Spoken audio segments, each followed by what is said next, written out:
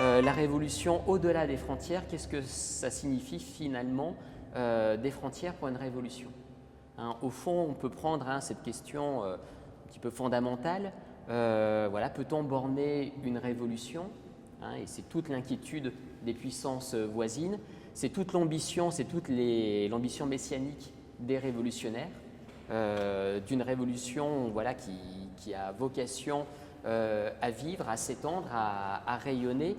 Mais en ayant dit ça, il ne faut pas tomber non plus dans l'impression de cautionner une lecture jusqu'au boutiste d'une révolution sans limite, une révolution que rien n'arrête, une révolution en fait qui, par nature, est appelée voilà, à se répandre comme la peste et à perturber l'ordre établi, jusqu'à conduire en fait à des formes de totalitarisation de la guerre, faute d'un langage commun pour s'accorder entre la France révolutionnaire et les puissances voisines.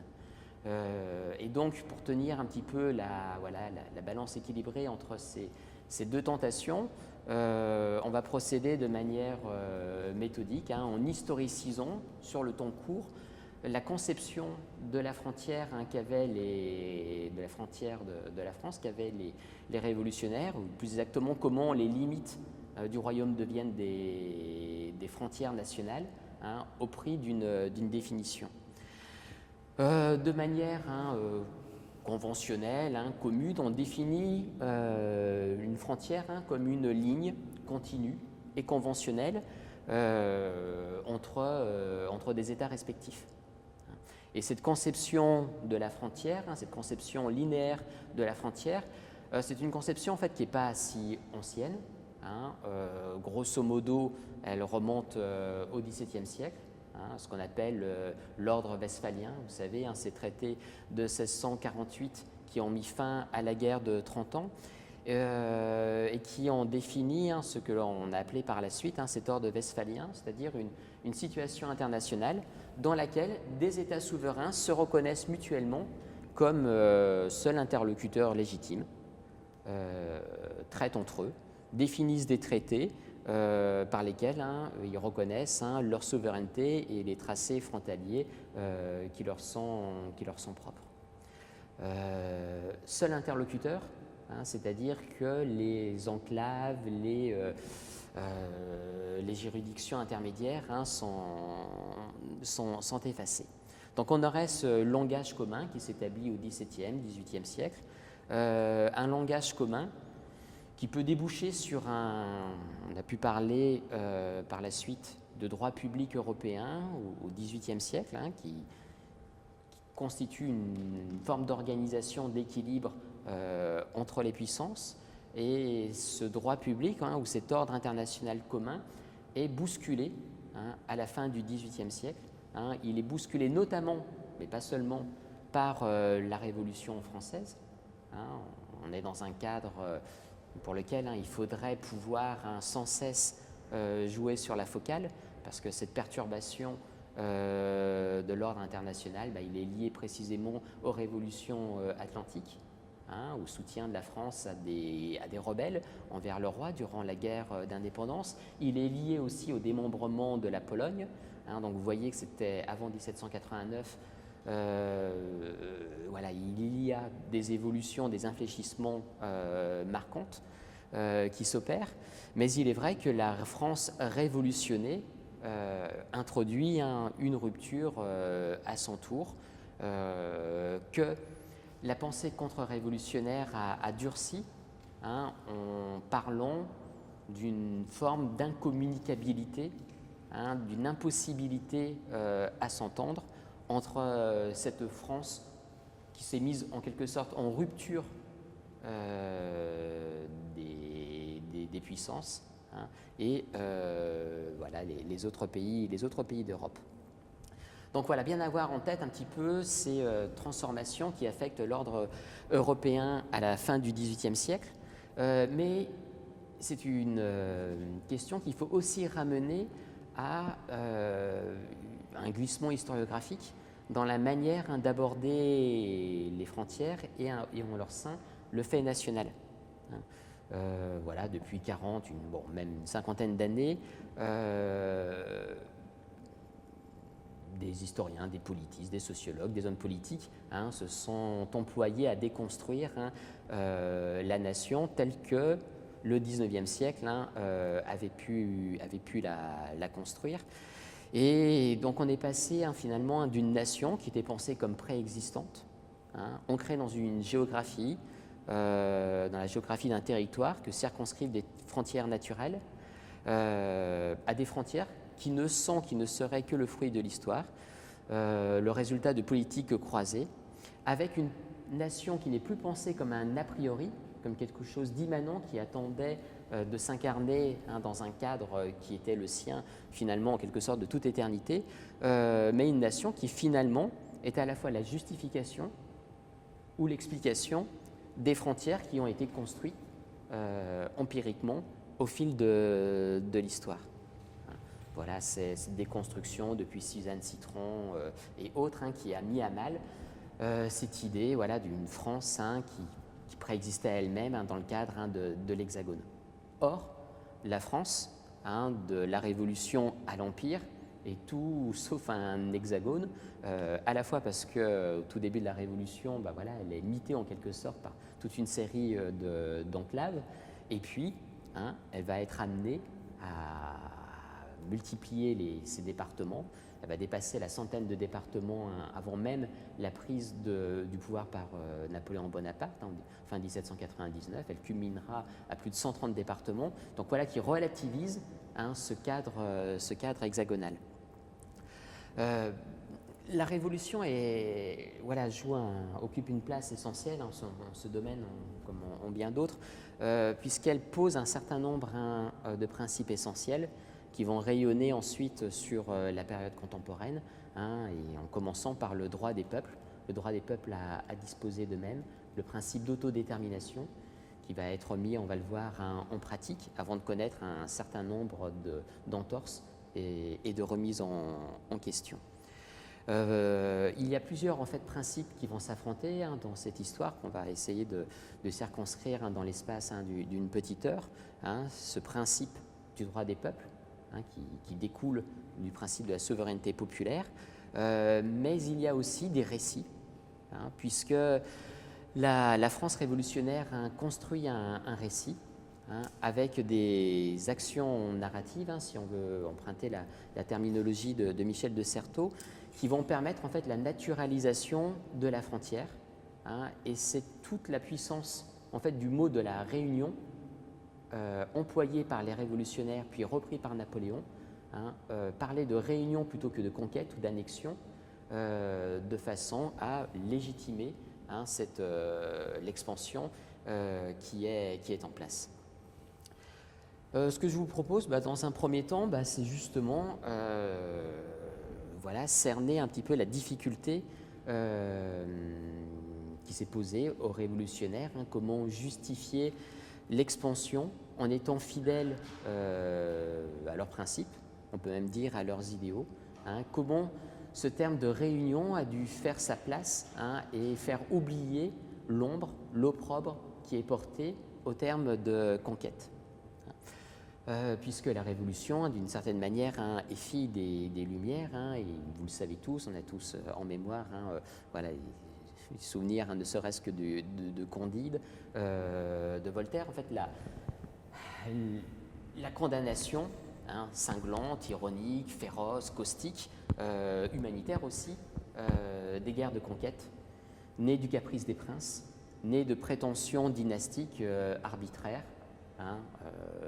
Derrière, ce sont les guerres de Louis XIV et autres qui sont visées, dans lesquelles des souverains entreprenaient des guerres pour défendre des droits familiaux, presque patrimoniaux, engageant leur peuple dans des aventures douloureuses, injustes et meurtrières.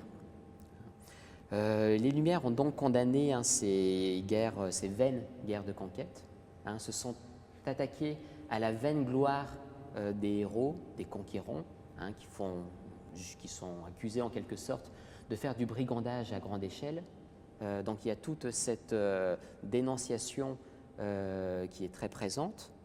Et c'est pas simplement dans l'air du temps, c'est aussi des principes que l'on retrouve, qui servent un petit peu de ligne conductrice à la politique étrangère de la France sous Louis XV et sous Louis XVI, qui est défendue par quelques-uns de ses grands ministres, que ce soit le secrétaire d'État d'Argenson, qui était secrétaire d'État dans les années 1740, au moment de la guerre de succession d'Autriche.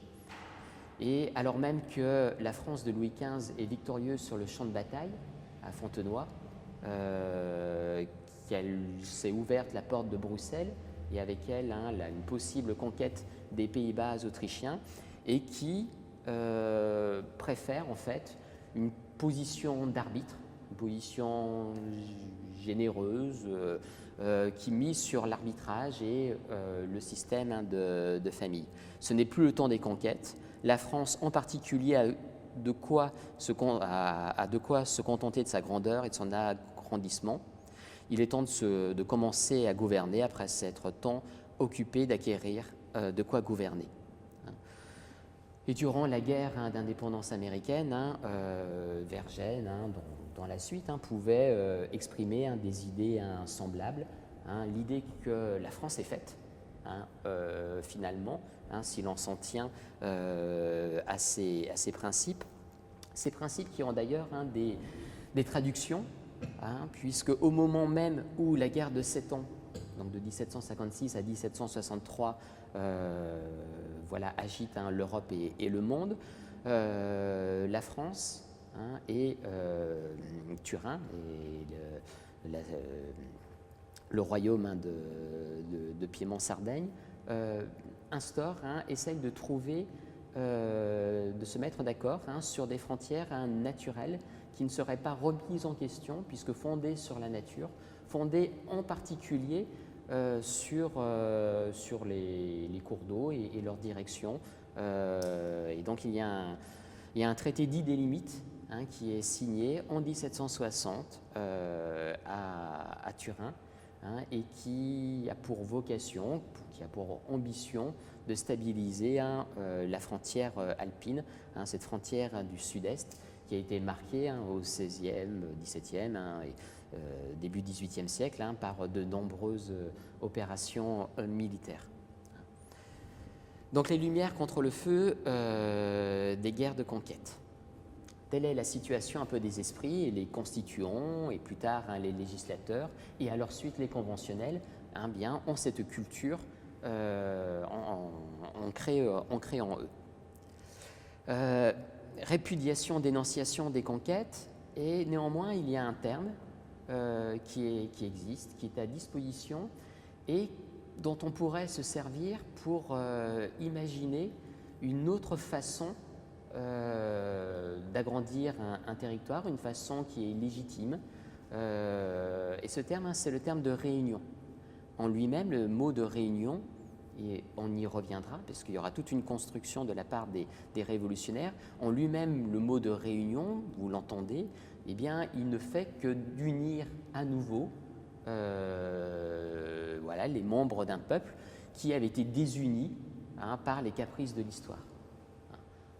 Par des rapports de force aléatoires, des traités, des usurpations féodales, etc. Ce terme de réunion, plus poli, plus policé, plus sympathique que celui de conquête, il ne naît pas de rien. Il naît aussi des pratiques d'ancien régime. C'est un terme qui est utilisé, c'est lorsqu'on regarde les dictionnaires de l'époque, celui de l'Académie française ou autre, le terme de réunion, en fait, c'est le mot que l'on emploie pour désigner le processus d'agrandissement du domaine royal, avec l'ajout par différentes modalités des grands fiefs au domaine. Il est ainsi repris, et lorsque vous avez une première carte sous les yeux, à gauche, lorsque sous le consulat on fait une carte une carte synthétique des principaux fiefs et domaines qui par réunion successive à la couronne ont relevé la monarchie française, eh bien on voit ces grands blocs qui ont donné lieu ensuite aux provinces, qui ont constitué la France. Et plus tard, au 19e, au 20e siècle, on parlera des 43 qui ont fait la France. C'est quelque chose qui est important pour finalement les révolutionnaires et le consulat par la suite, puisque si vous, si vous êtes attentif à la carte, vous voyez que l'on a rajouté benoîtement la Belgique, la Savoie, au même titre que la Franche-Comté, la Lorraine, la Corse, finalement.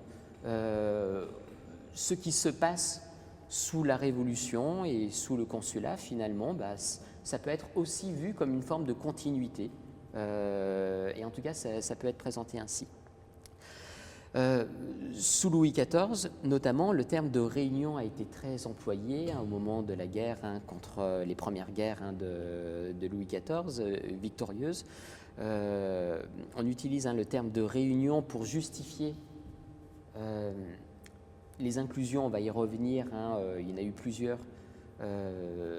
d'Avignon à la France, donc voilà, disparition d'une enclave intérieure, ou défendre la création d'une province nouvelle, la province de la Sarre, qui a pu exister quelques années, se doter et être dotée en fait, d'institutions qui ressemblent à celles de provinces voisines, comme la Franche-Comté, avoir ses cartes, etc.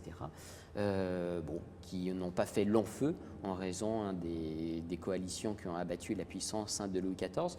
Mais il y avait ce terme de réunion qui était utilisé, mais avec un argumentaire qui s'appuyait sur des droits, des chartes, des prétentions dynastiques, des droits de famille. Lorsque les constituants reprennent le mot de réunion pour l'appliquer à la situation d'Avignon et du Comtat venessin, tout au long de l'année 1791, et ça avait commencé dès 1790, il va y avoir un débat essentiel, fondamental qui va se nouer.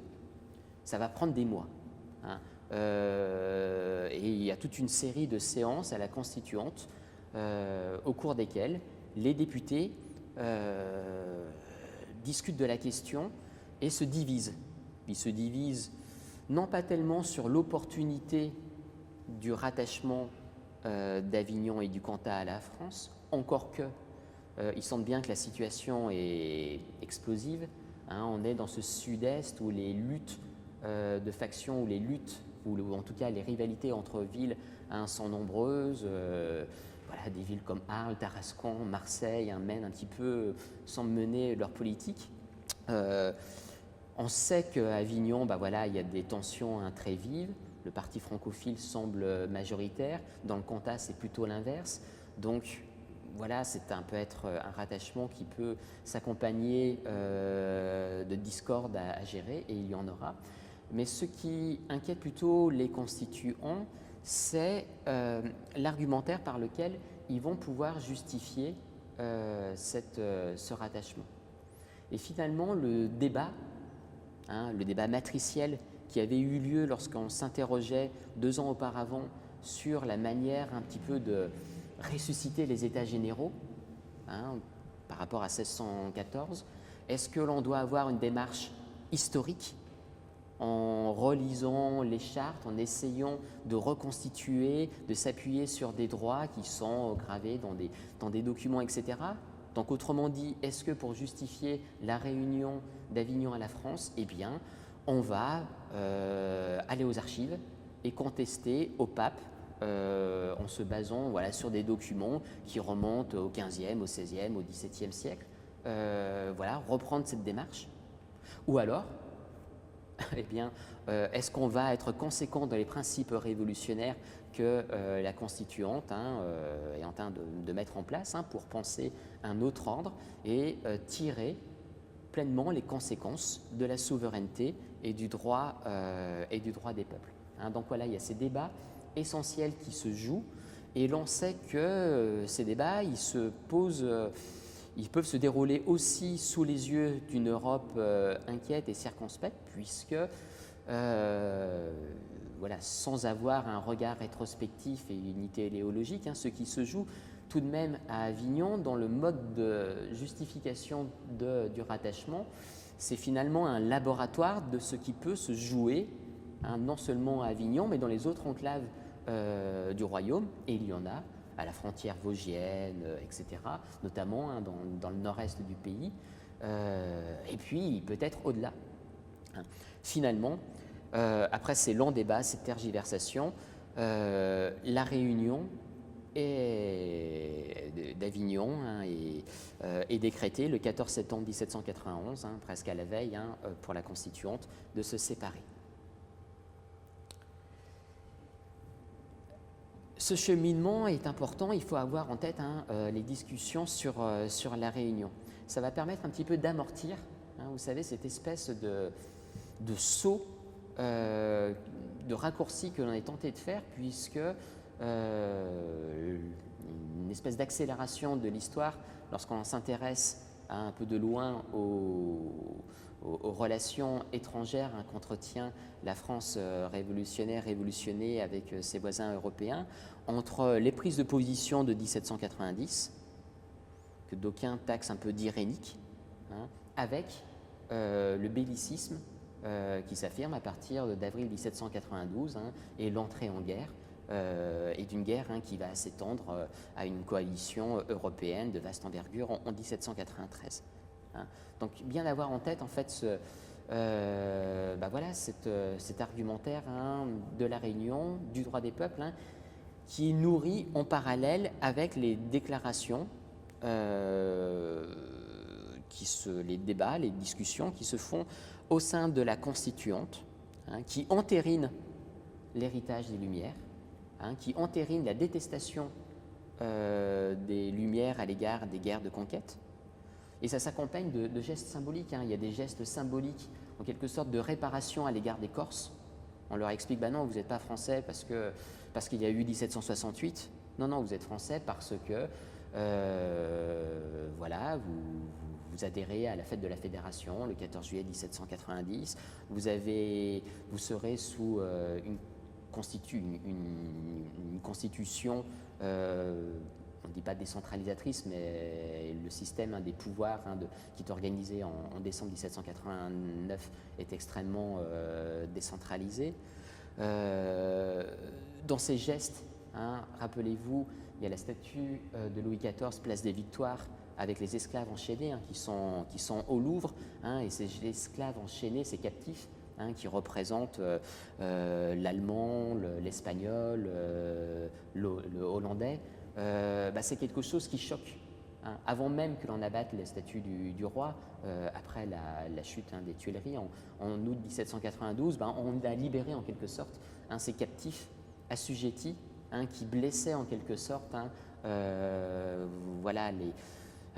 l'amitié, la fraternité entre les peuples. Et donc, lorsqu'on met 1790, les constituants pensent les manières dont la France va vivre au milieu de ses voisins, eh bien, on proclame que l'Assemblée nationale constituante déclare que la nation française renonce à entreprendre aucune guerre dans la vue de faire des conquêtes et qu'elle n'emploiera jamais ses forces contre la liberté d'aucun peuple. Et c'est repris dans la Constitution de 1791, cet engagement solennel. Alors comment arrive-t-on, non pas seulement à la guerre en avril 1792, vous savez, il y a cette espèce de conspiration des bellicismes, chacun avec les meilleures ou les pires raisons du monde, au printemps 1792, pour des raisons de politique intérieure, on aboutit un petit peu à ce front paradoxal qui précipite la guerre, par-delà les provocations des immigrés, par-delà le changement de monarque à Vienne, par-delà les pressions internationales. Donc il y a non seulement la guerre, mais il y a dès 1792 un premier agrandissement du territoire français avec l'incorporation de la Savoie à la République française, depuis septembre 1792, avec l'incorporation de la Savoie en novembre 1792. Il n'y a pas que le front de la Champagne, au moment de Valmy, qui préoccupe. Il n'y a pas également le front ouvert par les Autrichiens qui s'attaquent à Lille. Au même moment, on se bat aussi déjà, la frontière du sud-est est menaçante, mais très rapidement, le rapport de force est favorable aux Français et le général de Montesquieu fait son entrée à Chambéry, où il est bien accueilli par la population, et ça enclenche en fait un processus politique au cours duquel en fait les Savoisiens jouent un rôle moteur. Ils constituent une assemblée nationale des Allobroges. Les Allobroges, c'est le nom d'un vieux peuple celte, gaulois, dont on ressuscite la mémoire, qui vivait sur ce territoire, et pas seulement sur le territoire de ce qui donnera la Savoie, mais aussi un petit peu du côté de Grenoble. Et donc, vous voyez que la fiction, l'action narrative, le recours à l'histoire, réunir les anciens frères qui ont été séparés, va pouvoir se mettre en place à travers le choix de ces termes. Cette Assemblée nationale des Allobroges va voter la réunion de la Savoie à la France. Elle se donne, en quelque sorte, elle propose son entrée à la Convention, et c'est la Convention nationale qui, en dernier ressort, va examiner en quelque sorte le dossier, on va voir le détail, pour se prononcer sur non seulement l'opportunité, mais sur la validité et la légitimité de cette union. Au terme, le texte est le suivant.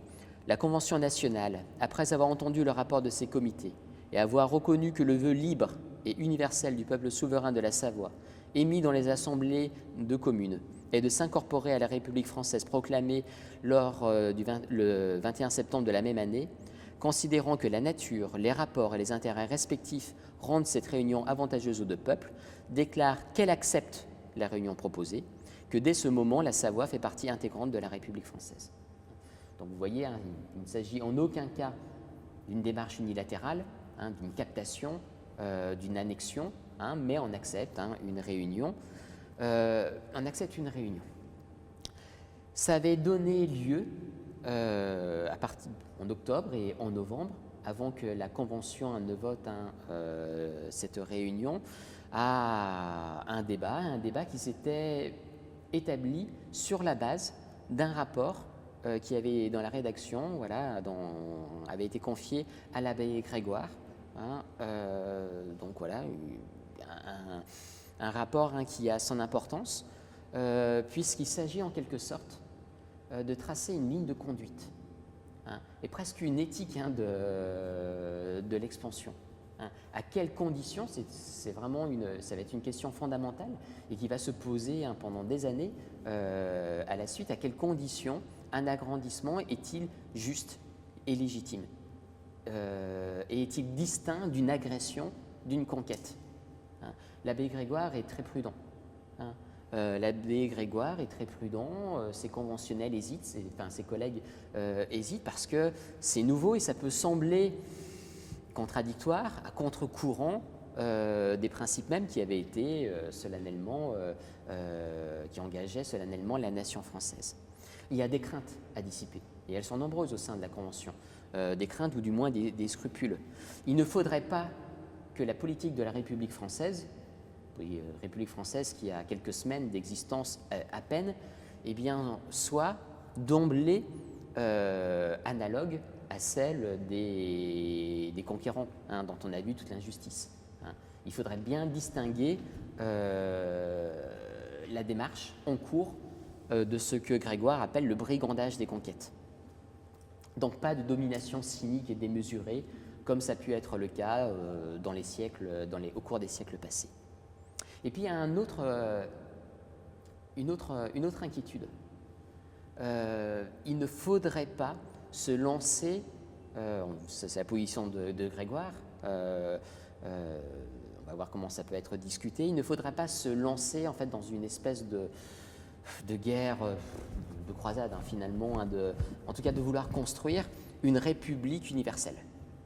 De la même manière que la monarchie universelle avait été un gros mot que les pamphlétaires hollandais, anglais avaient accablé les prétentions de Louis XIV, de la même manière que les Français avaient accablé les prétentions de Charles Quint et autres, il ne faudrait pas que l'on passe d'un risque d'une monarchie universelle à celle d'une république universelle. L'abbé Grégoire explique que c'est dangereux, que c'est se lancer dans une chimère déstabilisante, une chimère qui ne résiste pas à un examen de la raison, parce qu'il y a des distances. Les peuples sont différents. Les distances créent des climats différents, et donc sous ces climats différents, des peuples ont évolué avec des mœurs dissociables. Il y a la barrière des langues. Pour pouvoir réussir à créer une entité à partir de rien, à partir de la seule volonté, il faudra envoyer des missionnaires pour convertir le globe. Et puis, les distances aidant, et comme on n'est pas dans un cadre impérial, en fait, il faudrait faire une espèce de république fédérative. Ce n'est pas le modèle de la république unie et indivisible qui est en train de se construire. Et cette république fédérative, c'est peut-être le pire, parce que ça signerait l'arrêt de mort de la République française. Donc des craintes à dissiper. Pour s'engager dans la voie de la réunion, il y a 3 exigences à satisfaire, et que l'abbé Grégoire pose explicitement. Il y a un garde-fou, c'est l'inscription au sein des frontières naturelles. Oui, on va le voir, il peut y avoir des peuples qui peuvent se réunir à la France, mais pour justement déjouer la folie des grandeurs, l'hubris, le piège des distances, etc., eh bien, cette expansion doit être contenue par des frontières naturelles. La France est un tout qui se suffit à lui-même, parce que partout, la nature lui a donné des barrières qui la dispensent de s'agrandir. Deuxièmement, le libre exercice de la souveraineté du peuple qui va être réuni. Il faut qu'il y ait une demande. Il faut que cette demande, elle soit... ce soit l'expression, une expression libre et solennelle des communes qui ont été réunies en assemblée primaire et qui s'exercent sans pression. Voilà, et ça c'est le principe de l'autodétermination. Et puis il y a une autre condition qui est presque une condition subsidiaire, mais qui pour Grégoire a beaucoup d'importance, on verra que ça diminuera par la suite, c'est tout de même une forme d'affinité. Une forme de sympathie, une forme de parenté, si vous voulez, des peuples qui sont réunis. Et les Savoisiens, parlent le français, sont de mœurs équivalentes, ont témoigné de leur amour de la liberté contre les Piémontais. Effectivement, ils ont applaudi dès la journée des Tuiles, on pavoisait à Chambéry, l'annonce des événements en France. Tous les rappellent dans le sein d'un peuple qui est leur ancienne famille, donc voilà, le prototype même de la réunion. Il y a une condition, en revanche, dont on peut se dispenser, et là c'est une rupture avec le droit public européen, parce que le droit public européen, d'Ancien Régime, si vous voulez, il ne suffisait pas qu'il y ait un état de fait, la domination, l'occupation d'un territoire par une puissance, mais il fallait qu'un congrès se mettent d'accord pour accepter le changement de souveraineté. Et bien là, c'est une condition dont on peut se passer, puisque le principe de souveraineté a parlé et rend secondaire, accessoire en quelque sorte, les droits anciens des souverains. Le sort en est jeté, nous sommes lancés dans la carrière. Tous les gouvernements sont nos ennemis, tous les peuples sont nos amis. Ces principes, ils vont être repris, ils vont être discutés, appropriés à la Convention dans les semaines et les mois qui suivent, puisque la poussée victorieuse des armées françaises, depuis Valmy et puis surtout depuis Jemmapes, le 6 novembre 1792, vont élargir l'ère des possibles. l'ère des possibles, hein, et la citation très connue, hein, de Danton, très connue puisque voilà, elle a servi sous la Troisième République aussi à justifier, hein, les limites naturelles. Cette citation, hein, que je vous rappelle, hein, ces limites sont marquées par la nature. Nous les atteindrons toutes des 4 points de l'horizon, du côté du Rhin, du côté de l'océan, du côté des Alpes. Cette déclaration fameuse, hein, doit être remise, hein, dans ce contexte, hein, préparé par le rapport de l'abbé Grégoire, et plus important encore, remise en forme par Carnot, hein, Carnot, le grand Carnot, qui est chargé, enfin, qui rédige un autre rapport pour le comité diplomatique, qui est lu et discuté à la Convention, hein, le 14 février 1793, dans un contexte où il y a d'autres réunions à entériner, hein, celle de Nice, hein, mais aussi toute une série, hein, de de petites enclaves sur la frontière, hein, du sud-est. Et les principes de Grégoire, vous le voyez, sont systématisés, hein, c'est vraiment une doctrine, hein. Il y a un système, une théorie des réunions qui est posée noir sur blanc, hein, comme le dit Carnot. Il devient nécessaire parce que c'est les circonstances victorieuses, de poser les bases d'où sortissent naturellement les conséquences qui se trouvent relatives à chaque cas particulier, hein. Donc là, on est vraiment, il nous faut un cap, il faut une ligne de conduite, il faut des règles, hein, parce que la République française, en la circonstance, hein, ne peut pas se contenter d'une politique d'opportunité, hein. Voilà, il y a telle opportunité, on va s'en saisir, etc. Non, il y a des principes, une règle, un système à appliquer, une vraie doctrine, hein, qui va permettre de donner à la politique étrangère, hein, plutôt extérieure de la République, hein, des principes durables. Ces principes, finalement, ils ne sont pas nouveaux par rapport à ceux de l'abbé Grégoire, hein. Ils sont définis selon un nouvel ordre, et ce nouvel ordre aussi a quand même son importance, hein, parce que voilà, ça peut éventuellement créer des questions de priorité en cas de contradiction. On commence par Carnot explique que cette mutation n'a rien il faut, comme préalable pour accepter une réunion, que cette mutation du territoire n'a rien de contraire aux intérêts de l'État. Ce principe des intérêts de l'État, des intérêts de la République, va être quelque chose, hein, qui est premier et qui va ne cesser de prendre, hein, de monter en importance, hein, jusqu'à devenir, hein, la clé du système. Là, en février 1793, au moment où Carnot s'exprime, en fait, il ne faut pas mettre la République en difficulté. Il ne faut pas mettre la République en difficulté. Ça exclut en fait, par exemple, la discontinuité territoriale. S'il y a une principauté qui est séparée de la France, dont la population veut se réunir à la France, mais que la France n'a pas les moyens d'aider, eh bien, il ne faut pas accepter cette réunion. Par la suite, on est en février 1793, mais lorsque la Vendée, un front intérieur se sera ouvert dans la République, il faudra aussi se méfier, hein, voilà, d'entrée de territoire dans la fidélité aux principes républicains ne sont pas acquis. Donc rien de contraire aux intérêts de l'État.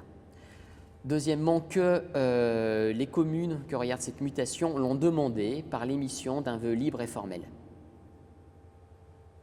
Mais ou que la sûreté générale de la République la rend indispensable. Déjà, voilà, certains diront que le ver est dans le fruit, puisque le principe de sûreté, hein, qui va imposer un principe de sécurité, notamment pour le tracé de la frontière ou pour les lignes de communication, hein, va pouvoir, hein, conduire à ne pas se contenter d'un confetti de réunion, mais à réfléchir, hein, par bloc homogène qui sera facile à défendre. Mais en tout cas, voilà, le principe est posé. La suite, elle se déroule. hein, elle se déroule. C'est une série d'expansions, on n'a pas le temps de les détailler les unes après les autres, hein. Vous avez sous les yeux un tableau qui rappelle les étapes essentielles, en tout cas pour la décennie révolutionnaire, hein, mais on pourrait, parce que c'est une histoire, hein, qui se poursuit par la suite, avec, malgré l'existence, hein, de cette doctrine, de ces principes généraux, chaque configuration est différente, hein. Chaque configuration est différente. J'aurai peut-être pas le temps de m'attarder, hein, sur tel ou tel, mais dans le cas de Montbéliard, hein, c'est très particulier. On fait céder Montbéliard, hein, par un blocus économique. Voilà, il y a déjà, dès fin 1793, il y a des principes, voilà, de réel politique, hein, de pression qui sont en jeu. En tout cas, ce mot de réunion, il scande année après année l'agrandissement de la République, hein, et commence, hein, dès la République française. Ce n'est pas lié à Napoléon et à son prétendu appétit de conquête, hein, dès les années 1790, les atlas, hein, doivent être révisés, hein, tous les ans ou tous les 2 ans, parce que la surface, hein, de la France, hein, change. Attardons-nous maintenant, hein, sur les débats qui sont suscités, hein, par ces réunions. Les doctrines de Grégoire, hein, ou de Carnot, je vous l'ai dit, elles sont destinées à 2 choses en quelque sorte, hein, donner un cadre de conduite susceptible voilà, d'introduire une continuité dans la politique étrangère de la France, mais elles sont aussi faites, hein, pour calmer les scrupules en quelque sorte des conventionnels, hein, voilà, qui auraient l'impression que la République française se renie elle-même, hein, en piétinant les principes généreux, hein,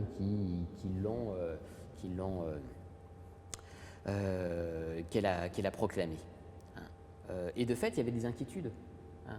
Lorsque l'on apprend à Paris les événements en Savoie, voilà, Camille Desmoulins, d'emblée, s'inquiète. Est-ce que l'on va ressembler au roi en enchaînant la Savoie à la République, hein? Non, il faut trouver d'autres modalités, hein. Il faut trouver d'autres modalités. Ces modalités, hein, on a cru, on a pensé les trouver avec, hein, le circuit qui s'est établi entre Chambéry et Paris. L'Assemblée nationale des Allobroges qui s'occupe de recueillir, hein, les PV des assemblées des communes, hein, autrement dit des assemblées primaires, hein, qui remontent à Paris, et Paris, en toute bonne conscience, hein, peut proclamer la réunion, puisque dans les formes, hein, tout est bien. Cette mécanique a rencontré la quasi-unanimité de la Convention en novembre 1792. Il s'est trouvé une voix pour s'y opposer, celle de Pénière, hein, en fait, qui s'inquiète plutôt et en fait avec c'est plutôt lié en fait à la culture politique. Vous savez, il y a des modèles républicains, hein, il y a le modèle des petites républiques, hein, presque un modèle à l'antique, des petites cités, hein, et ce qui l'inquiète, Pénière, voilà, c'est de s'éloigner avec un État trop grand du modèle idéal finalement de la démocratie, d'un modèle un peu rousseauiste, hein, si on veut aller vite, hein, d'une démocratie directe, c'est-à-dire une démobilisation des citoyens dans un État trop grand, hein, qui se désinvestissent de la chose publique, de la République, parce que c'est trop grand. Donc vous avez ce petit bémol. Par la suite, on aura toujours des envolées rhétoriques, hein, et qui mieux que Barrère, hein, pour ces envolées rhétoriques, hein, pour se distinguer des conquérants, parce qu'on a toujours ce scrupule, cette inquiétude de retomber dans les travers, hein, que l'on dénonçait. Donc voilà, on garde à l'esprit ce modèle ONI, hein, celui des conquêtes, hein, mais si on en parle tant, c'est que peut-être que voilà, il y a quelque chose quand même qui taraude les conventionnels, et on va voir, hein, la manière dont justement cela se joue en Belgique précisément. En Belgique, le cas de la Belgique est un cas extrêmement important, passionnant, compliqué, mais qui est une charnière, hein, qu'est-ce qui fait la complexité de la Belgique? Le fait, commençons par là, qu'on a des Pays-Bas autrichiens, mais qui ne sont pas toutes la future Belgique. Il faudrait y rajouter le Luxembourg, il faudrait y rajouter des principautés épiscopales, Liège, Stavelot, etc. Donc, et que l'on a aussi dans cet espace Belgique, parce qu'on aime bien utiliser l'épithète Belgique, des provinces qui sont fiers de leur charte et qui sont essentielles, les joyeuses entrées. Donc on a cette complexité territoriale qui rend le dépôt, le recueil des vœux compliqués. On a une histoire singulière avec des révolutions. Une réaction à une révolution d'en haut, celle de Joseph II en 2 États, 1781, voilà les premières mesures qui, dans le cas du despotisme éclairé, bousculent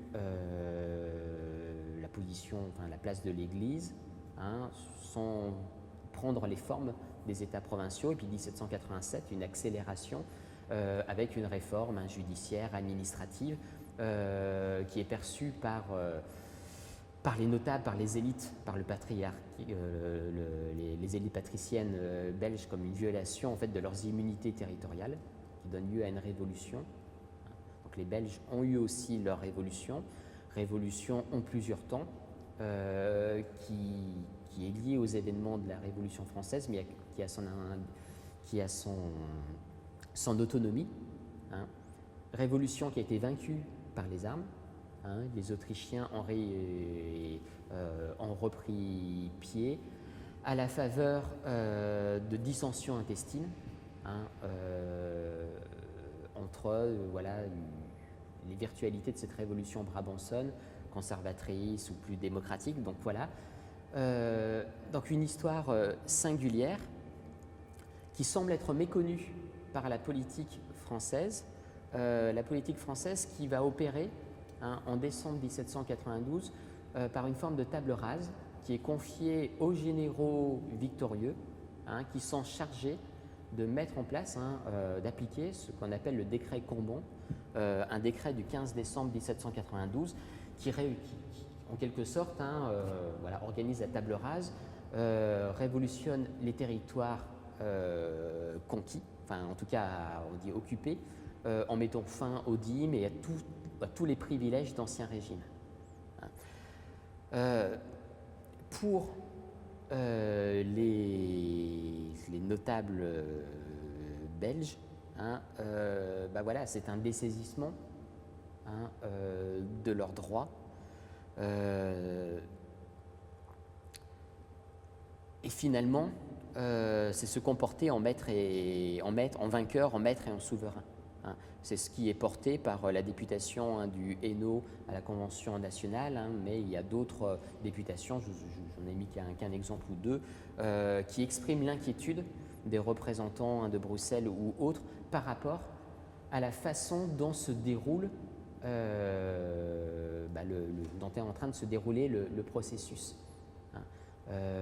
Puisque les Belges attendaient et la liberté, que les Français semblent leur apporter en délogeant les Autrichiens, mais aussi l'indépendance. Ces députations sont mal accueillies. En décembre 1792, les présidents de séance à la Convention les rabrouent presque, parce qu'ils sont informés par les rapports qui leur viennent de l'armée, que les envoyés qui leur arrivent, en fait, ce sont des créatures de l'Ancien Régime, sont, on dirait, des traditionalistes attachés à la lettre de leur vieille charte, de leur joyeuse entrée. Ce que veut voir, plutôt que la parole de ces députations, ce que veut voir la Convention pour être fidèle à sa ligne de conduite, c'est les chiffres,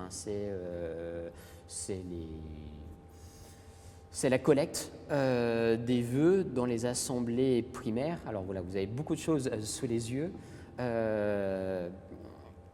En haut, c'est la synthèse des communes, des vœux recueillis au niveau des assemblées primaires en Savoie et dans le comté de Nice, donc on est dans l'automne 1792, franc succès, même s'il y avait un certain nombre de bémols. Quelques communes n'ont pas pu s'exprimer, en Tarentaise, parce que les troupes piémontaises n'avaient pas été encore en partie présentes sur le territoire.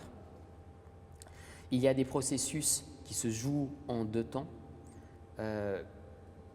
Notamment, on a un exemple intéressant du côté des anciens territoires de l'évêque de Bâle. Finalement, le cercle des possibles va se resserrer et la Convention y travaille finalement à une alternative. Soit vous vivez dans le despotisme, soit finalement vous êtes libre au sein de la République française, hein, et il s'agit d'écarter l'hypothèque d'une république indigène, d'une république indigène qui ont fait long feu, une république roracienne.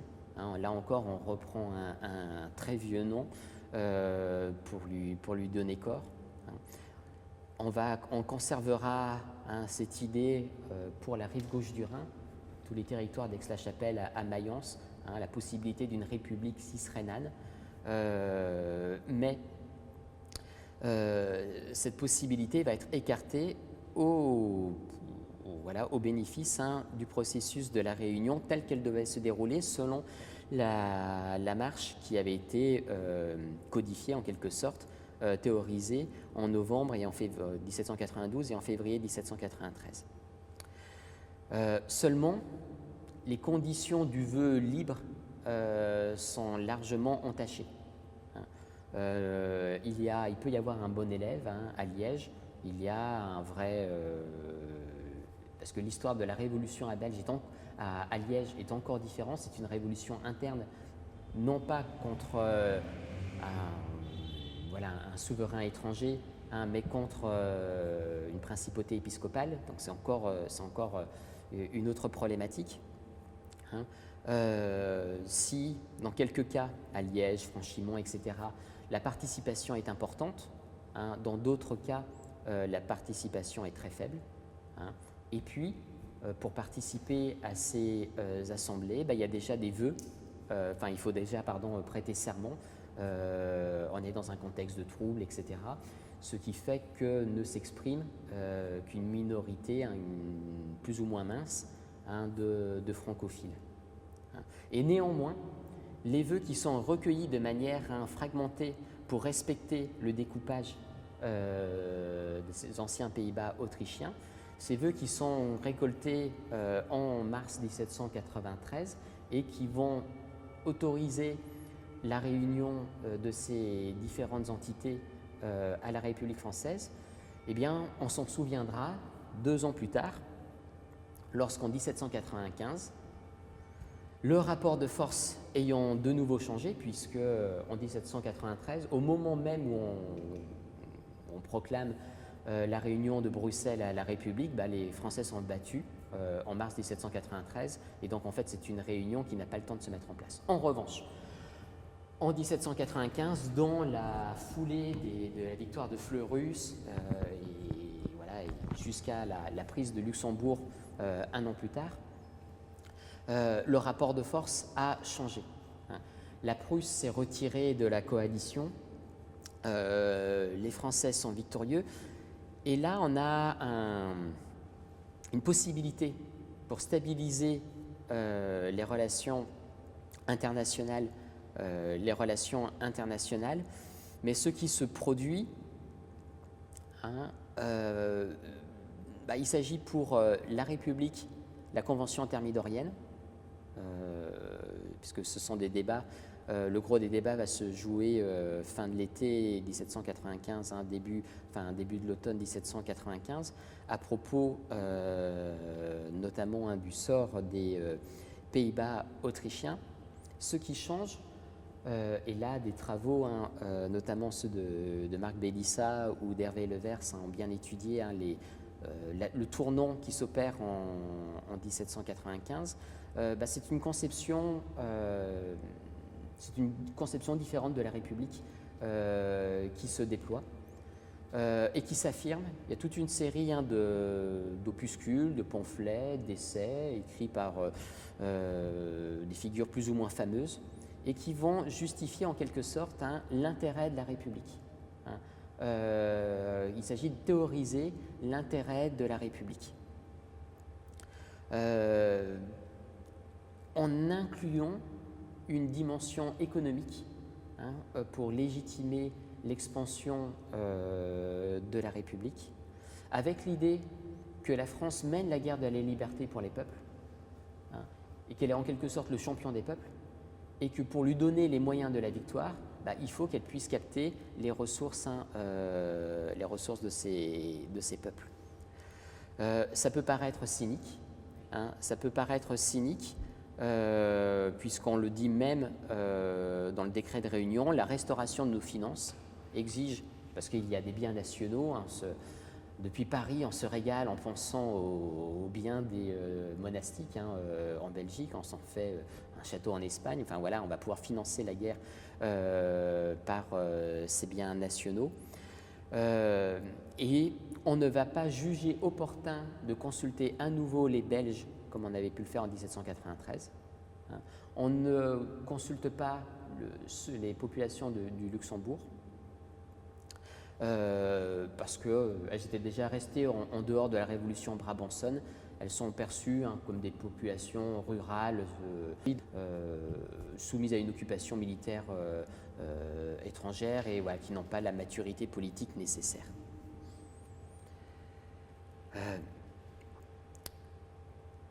Il y a, malgré cet expansionnisme assumé, cela suscite des discussions.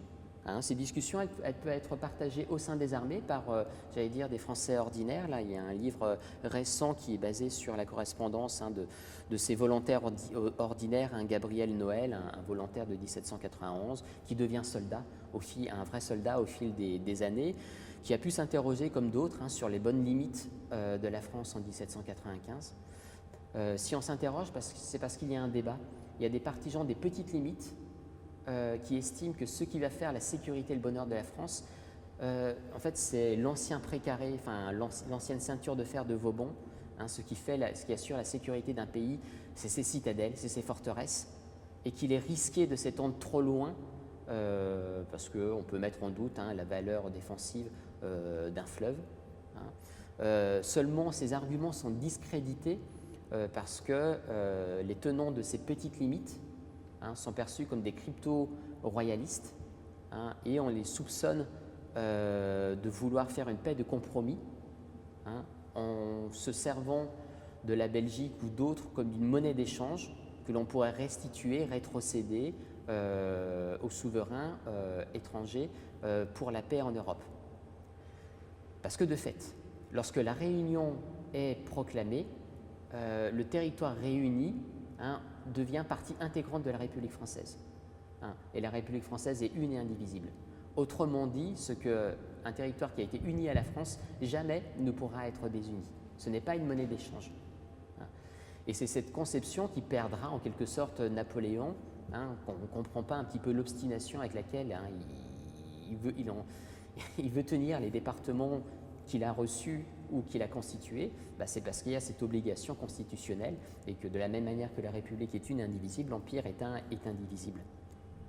Donc il y a des débats et ces débats, les arguments contraires en fait sont discrédités de deux manières. Il y a des commissaires qui sont partis, qui reviennent, comme Robergeot, qui explique les richesses qu'il y a de l'autre côté, sur la rive gauche du Rhin, que les problèmes qui sont liés à la distance, à la diversité des peuples, en fait, c'est des problèmes qui sont secondaires, puisque, ne serait-ce que la question de la langue, la France elle-même est une mosaïque, et ça n'a pas empêché les Alsaciens d'être de bons Français et autres. Et puis, il peut y avoir aussi un argument politique qui discrédite les tenants des petites limites et leur argumentaire, les petites limites, parce que ce sont des royalistes, des monarchistes masqués. Ces pays Sur place, en fait, la situation est assez simple. Ce qui va précipiter la résignation des populations à être réunies à la France, c'est finalement ce qui se passe à un stade intermédiaire qui est un stade d'occupation. Entre la victoire de Fleurus et la réunion de la Belgique à la France, il y a une grosse année, il y a plus d'1 an qui s'écoule, au cours desquels la Belgique est considérée comme un pays conquis, dont les ressources sont drainées, sont puisées par la France révolutionnaire pour financer sa guerre. Les armées révolutionnaires vivent sur le pays pour financer la guerre. Et du coup, en fait, la situation est assez simple. Soit ces territoires continuent à vivre comme pays conquis, sans garantie, soumis aux réquisitions de l'autorité militaire, soit, en devenant français, par la Réunion, ils bénéficient de la protection de la Constitution et finalement, de manière pragmatique, l'État, le rapport de force étant celui de 1795, les populations, en tout cas leurs porte-voix, vont accepter la Réunion pour se décharger du fardeau de l'occupation dans ce qu'il pouvait avoir d'arbitraire et de vexatoire. Encore faut-il convaincre les militaires, les généraux sur place, que les Belges sont désormais français. Et la Réunion, c'est quelque chose qui est très important parce que par le fait même de la Réunion, les populations qui deviennent françaises sont considérées comme des Français nés, des Français de naissance. Il n'y a aucune distinction, discrimination, etc. On est dans un principe d'assimilation complet qui fait que la Réunion, en quelque sorte, a ce type de compensation. Pour conclure, et en forme de conclusion, quelques mots en fait sur ces liens entre Réunion et Révolution. La Réunion comme fin de la Révolution. Est-ce que la Réunion, le fait d'entrer dans la République française, a mis fin en fait au processus qui était à l'œuvre, ou qui était en germe, et qui pouvait être à l'œuvre dans les territoires au sein desquels les troupes françaises sont venues. Est-ce qu'il y a, cela favorise un langage commun. Il y a un certain nombre de circulations qui sont favorables à ce langage commun. Ce sont des circulations d'hommes et d'idées qui sont notamment alimentées par les réfugiés qui s'installent à Lille ou à Paris. Ce sont les vaincus des révolutions. On pourrait parler de la révolution genevoise en 1782, qui est circonscrite par les Bernois. Il y a les vaincus de la révolution batave, dans les actuels Pays-Bas, qui sont vaincus par expérience à laquelle l'intervention prussienne met fin.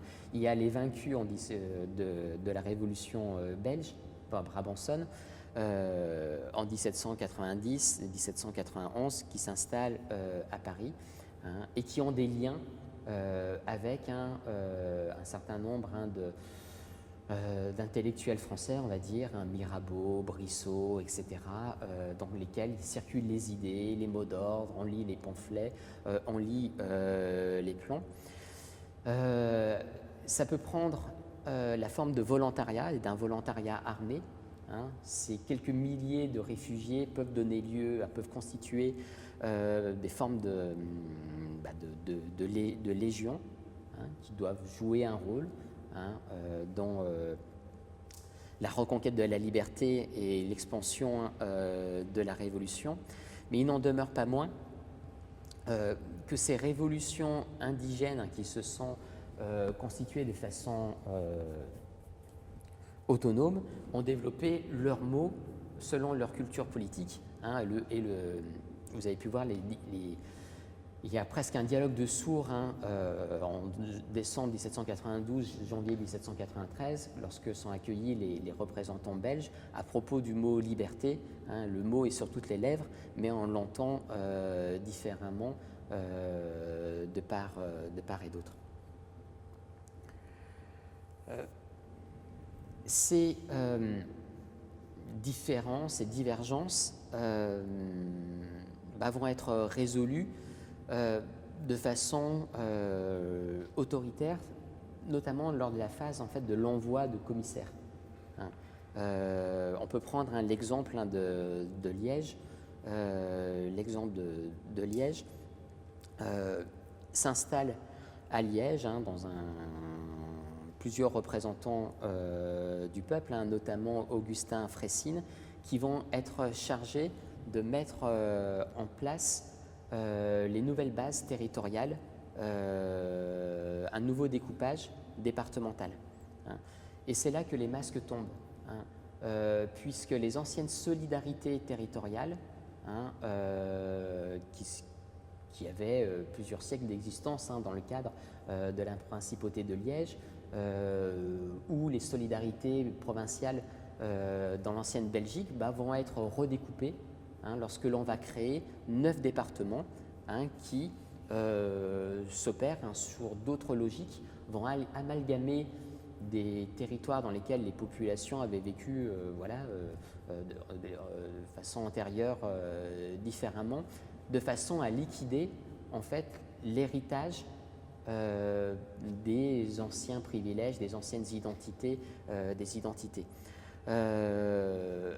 installation des institutions françaises, et puis aussi on comprend un petit peu aussi le rôle du centralisme culturel. On a un exemple très frappant dans les premiers jours de l'arrivée de Freycinet à Liège. Il se déplace il envoie une charrette à Maastricht pour récupérer un objet un fossile qui faisait la curiosité et l'admiration de l'Europe éclairée, un crâne d'un Mosasaurus, une espèce d'énorme, le XVIIIe siècle éclairé s'interrogeait. Il part à Paris dans les collections du muséum, comme toute une série de spécimens, de livres, etc. Il y a bien ce rapport c'est toute la problématique du... j'en ai terminé, je vais terminer là, avec ces faux semblants dans le sens de la réunion. Il faudrait quand même nuancer cette imposition un petit peu verticale qui s'accélère sous le directoire et qui sera la ligne de conduite par la suite sous le consulat, en notant malgré tout des formes de compensation, d'ouverture symbolique de la part des représentants français sur place. Il y a par exemple les travaux de Brecht-Deser, un collègue qui a montré comment à Anvers, la politique de la table rase, le rejet des archaïsmes, etc., en fait n'était pas absolu, et qu'au contraire, il y avait de la part des représentants sur place pour mieux enraciner, ancrer l'ordre républicain nouveau, de savoir de se servir des traditions, de l'histoire, du passé, pour essayer d'hybrider le système des fêtes, le système symbolique qu'a mis en place la Révolution française avec ses arbres de la liberté, son système festif, etc., en essayant de trouver une manière de faire vivre cela avec les traditions locales. Bon, je vais m'arrêter là parce que c'est déjà été trop long. En me disant le nombre de questions sera un peu plus réduit, mais je crois qu'on peut peut-être 5 minutes pour